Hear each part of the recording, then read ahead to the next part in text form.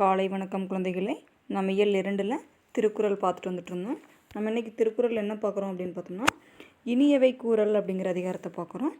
இனியவை கூறல் அப்படின்னா நம்மளுடைய மனதில் இருக்கக்கூடிய மகிழ்ச்சியை என்ன செய்யணும் அப்படின்னா வெளியில் தெரிவிப்பதாக சொற்களை இனிமையான சொற்களை கூறுறது தான் நம்ம இனியவை கூறல் அப்படின்னு சொல்லலாம். இதில் என்ன குறள் பார்க்கலான்ட்டு பாருங்கள். பணிவுடையன் இன்சொல நாதல் ஒருவர்க்கு அணியல்ல மற்ற பிற அப்படின்னு சொல்லியிருக்காங்க.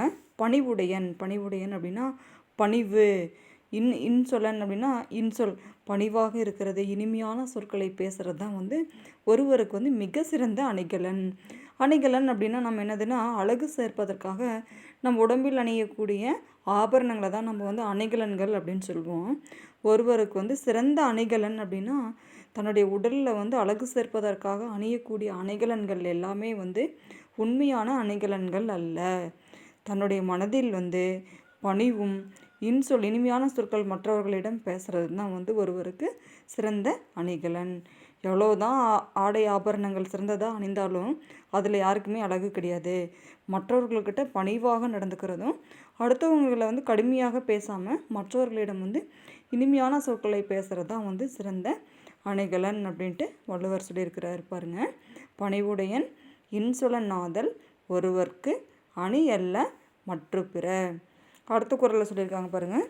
இனிய உளவாக இன்னாத கூறல் கனி இருப்ப காய் கவர்ந்தற்று.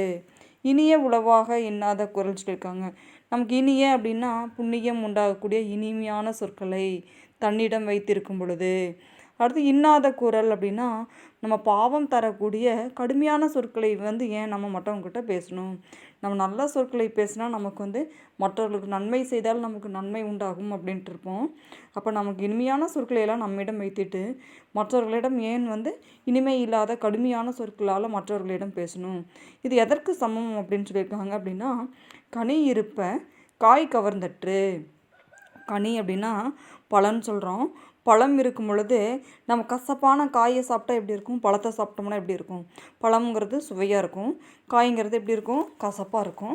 இப்போ பழத்தை வைத்து கொண்டு காயை சாப்பிட்ற மாதிரி இனிமையான சொற்களை வைத்துட்டு மற்றவர்களிடம் இனிமை இல்லாத சொற்களை பேசக்கூடாது. இது பழம் இருக்க காயை உண்பதற்கு சமம் அப்படின்ட்டு வள்ளுவர் சொல்லியிருக்கிறார். அதுதான் இனிய உளவாக இன்னாத கூறல் கனி இருப்ப காய் கவர்ந்தற்று அப்படின்னு சொல்லியிருக்காங்க.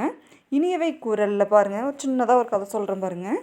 உங்களுக்கே தெரியும், நம்ம பாண்டவர்கள் தெரியும். பாண்டவர்கள் வனவாசத்தில் இருப்பாங்க.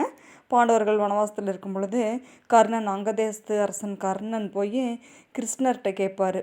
இது மாதிரி, கிருஷ்ணா என்னை பற்றி நீங்கள் என்ன நினைக்கிறீங்க அப்படின்ட்டு கர்ணர் கேட்பார்.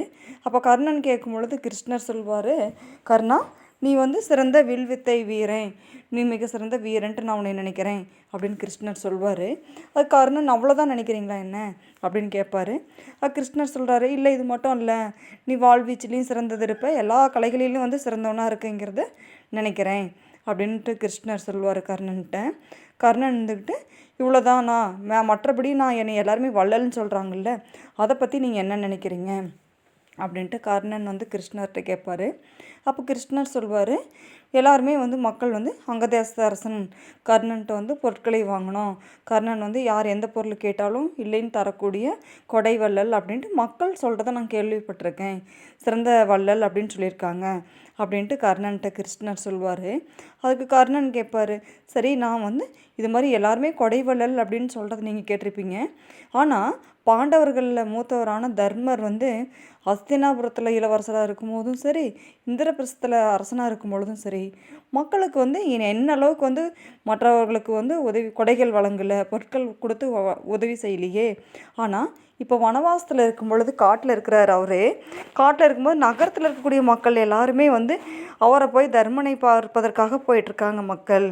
இப்போ தர்மனுக்கே வேண்டிய பொருள்கள் காட்டில் கிடைக்காது. இப்போ காட்டில் இருந்துக்கிட்டு மக்களுக்கு என்ன பொருள் தர்மர் வழங்க போகிறாரு, மக்கள் இப்போ சென்று சென்று கர்ணன் போய் தர்மரை பார்த்துட்டு வராங்களே அப்படின்ட்டு கர்ணன் கிருஷ்ணர்கிட்ட கேட்குறாரு. அதுக்கு கிருஷ்ணர் சொல்கிறாரு, தர்மன் அஸ்தினாபுரத்தில் இருக்கும்போதும் சரி, இந்திரபிரஸ்தத்தில் இருக்கும்போதும் சரி, இப்போ காட்டில் வனவாசத்தில் இருக்கும்பொழுதும் சரி, மக்களுக்கு பொருட்களை கொடுத்து வழங்கலை அப்படின்னாலும் இனிமையான சொற்களை பேசுகிறாரு. எப்பொழுதுமே கடுமையான சொற்களை பேசாமல் அவருடைய உறுதி பூண்டது என்ன அப்படின்னா எப்பொழுதுமே மற்றவர்களிடம் வந்து இனிமையான சொற்களை பேசணும் அப்படின்னு சபதம் மேற்கொண்டிருக்காரு. அதனால் மக்கள் எல்லாமே அவருடைய இனிமையான சொற்களை கேட்பதற்காக தான் அவரை பார்ப்பதற்கு போகிறாங்க அப்படின்ட்டு கிருஷ்ணர் சொல்கிறாரு. அப்போ கர்ணன் கேட்குறாரு, அப்போ நான் வந்து இனிமையான சொற்களை பேசலையா அப்படின்ட்டு கர்ணன் கேட்குறாரு. கிருஷ்ணர் சொல்கிறாரு, நீங்கள் வந்து அஸ்தினாபுரத்தில் வந்து சூதாட்டம் நடக்கும் பொழுது பாண்டவர்கள் தோற்ற பொழுது பாண்டவர்களையும் திரௌபதியும் வந்து நீ துரியோதனோட சேர்ந்துக்கிட்டு அவதூறாக பேசினே இல்லையா, அது எப்படி இன்சொல்லுன்னு சொல்ல முடியுமா அப்படின்னு சொல்லிட்டு அந்த நிலையில் கூட வந்து பாண்டவர்களில் மூத்தவரான தர்மன் வந்து துரியோதனை பற்றி இழிவாக பேசலை. எந்த சூழ்நிலையிலையுமே வந்து தர்மன் வந்து மற்றவர்கள் மீது சொற்களை இழிவாக பேச மாட்டார், எப்பொழுதுமே வந்து இனிமையான சொற்களை தான் பேசுவார் அப்படிங்கிறத தெரிஞ்சுக்கோங்க அப்படின்ட்டு சொல்கிறாரு.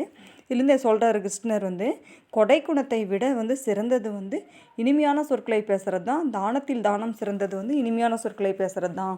கொடை வள்ளலை விட வந்து இனிமையான சொற்களை பேசுகிறது தான் வந்து சிறந்தது அப்படின்ட்டு கிருஷ்ணர் விளக்கம் தராரு.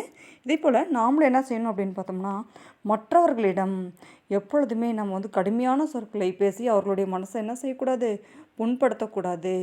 முகமலர்ச்சியோட எப்பொழுதுமே அடுத்தவர்களிடம் நம்ம வந்து இனிமையான சொற்களை பேசணும்.